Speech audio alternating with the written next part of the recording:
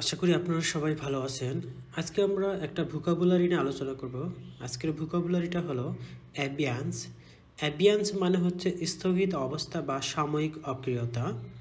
Meaning a state of temporary disuse or suspension.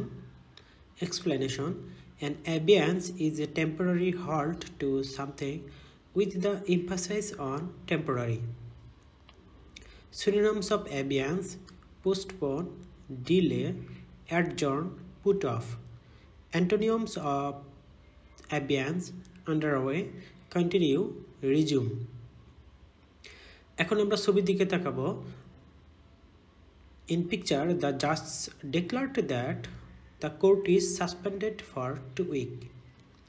মানে হচ্ছে ছবিতে আমরা দেখতে পাচ্ছি যে কোর্টে বিভিন্ন ধরনের শুনানির সময় কি একের পর একটা কি হয় শুনানি হয়।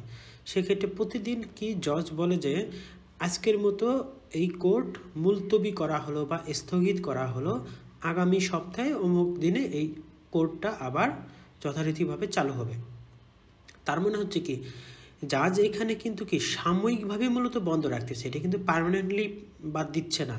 তার মানে এরকম সাময়িকভাবে কোনো কিছু যদি বন্ধ করা হয় তাহলে সেই বিষয়টাকে বলা হচ্ছে মূলত অ্যাবিয়ান্স, মানে হচ্ছে সাময়িকভাবে স্থগিত রাখা বা সাময়িকভাবে কাজটাকে বন্ধ রাখা, এরকম কোনো কিছুকে বলা হচ্ছে অ্যাবিয়ান্স। তাহলে আমরা অ্যাবিয়ান্স এই ওয়ার্ডটার মানে যে স্থগিত অবস্থা বা সাময়িক অক্রিয়তা, আশা করি আমরা ভালোভাবে বুঝতে পেরেছি। আর আপনাদের যদি বুঝতে কোনো অসুবিধা হয়ে থাকে তাহলে অবশ্যই আমাকে কমেন্ট করে জানাবেন এবং আপনারা বন্ধুদের সাথে শেয়ার করবেন যেন তারাও শিখতে পারে।